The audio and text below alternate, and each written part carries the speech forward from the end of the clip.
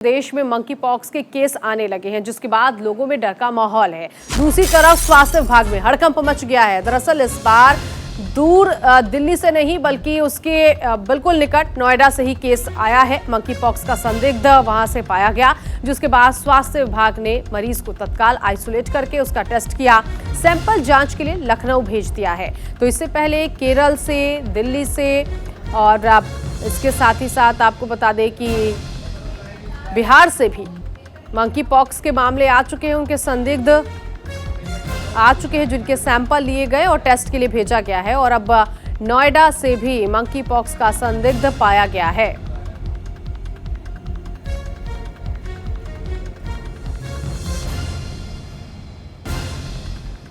तो बाहरी देशों के बाद अब देश में भी मंकी पॉक्स के मामले बढ़ रहे हैं, जिसके बाद लोगों में डर का माहौल तो हो ही चुका है, लेकिन स्वास्थ्य विभाग भी हड़कंप उसके बीच भी आ चुका है।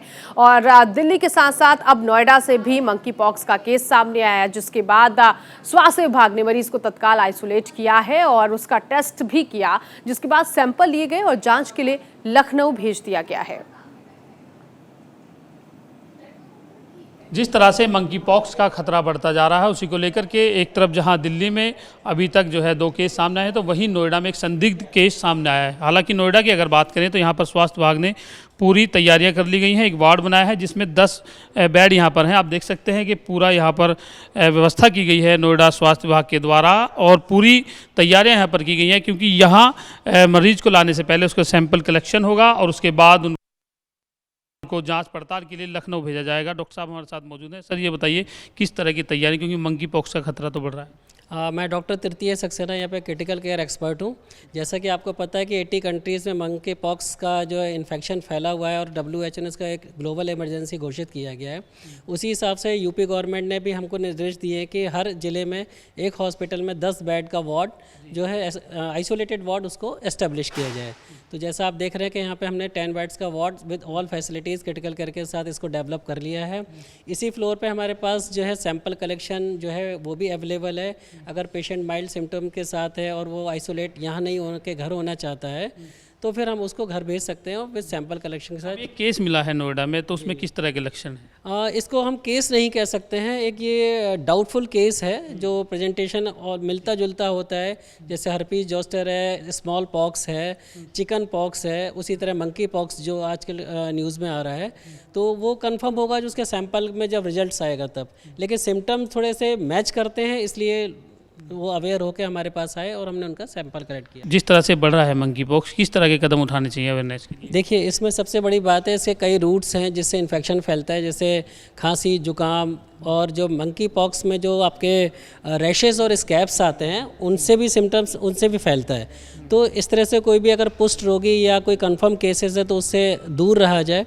और जो है अगर जैसे अपने ऊपर कुछ अगर लग रहा है फीवर या रैशेस के साथ, तो अपनी जांच तुरंत कराना चाहिए। इसमें जो बिल्कुल जाहिर सी बात है कि जांच कराएं। और यहाँ आप देख सकते हैं कि किस तरह से पूरी व्यवस्था यहाँ पर की गई है नोएडा स्वास्थ्य विभाग के द्वारा। खुद यहाँ पर ये जो पहले ये कोविड हॉस्पिटल हुआ करता था और उसके बाद कोविड हॉस्पिटल से फ़िलहाल ये यहाँ से हटा लिया गया है, और उसके बाद ये अब जो है ये आप देख सकते हैं ये वार्ड यहाँ पर है आपातकालीन, और इसमें पूरा मंकी पॉक्स वार्ड बनाया गया है। 10 बेड की यहाँ पर सुविधा है, जिससे क्योंकि जिस तरह से पूरे देश भर में मंकी पॉक्स का खतरा बढ़ता जा रहा है, उसी को लेकर के, क्योंकि नोएडा में सबसे ज़्यादा जो है कोविड के केस भी मिले थे, और अब इसके बाद मंकी पॉक्स को ध्यान में रखते हुए पूरी तैयारियां यहाँ पर कर ली गई हैं। वीडियो जर्नलिस्ट गोपाल के साथ, केडी के साथ संजीव कुमार, न्यूज़ इंडिया, नोएडा। तो नोएडा से संदिग्ध पाया गया, जिसका सैंपल लखनऊ भेजा गया है। शेखर आनंद इस वक्त मेरे सहयोगी जुड़ गए इसी खबर पर आगे की जानकारी के लिए। शेखर, सैंपल लखनऊ भेजा गया है, क्या वहां पहुंच गया? और स्वास्थ्य विभाग मंकी पॉक्स के जिस तरह से अलग अलग जगहों पर मामले बढ़ रहे हैं, उसको लेकर लखनऊ में स्वास्थ्य विभाग क्या कुछ कह रहा है?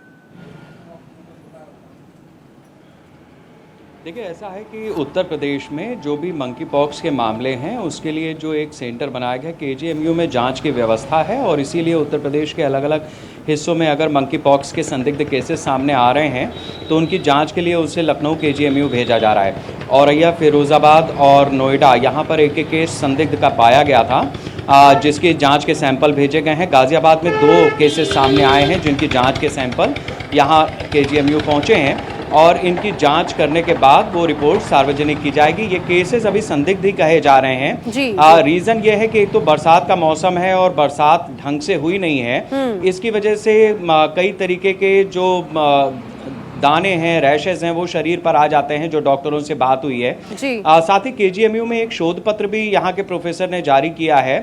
उनका कहना यह है कि जो चेचक का टीका है, अगर किसी के 40-50 साल पहले भी लगा है तो वो भी इसमें कारगर है। ठीक है। ये औषधि के रूप में चेचक का टीका मंकी पॉक्स में कारगर माना गया है। तो इस तरीके से जो सैंपल्स हैं उनकी जाँच चल रही है। लोगों से एहतियात बरतने की अपील है। ठीक है, बहुत शुक्रिया शेखर इस जानकारी के लिए।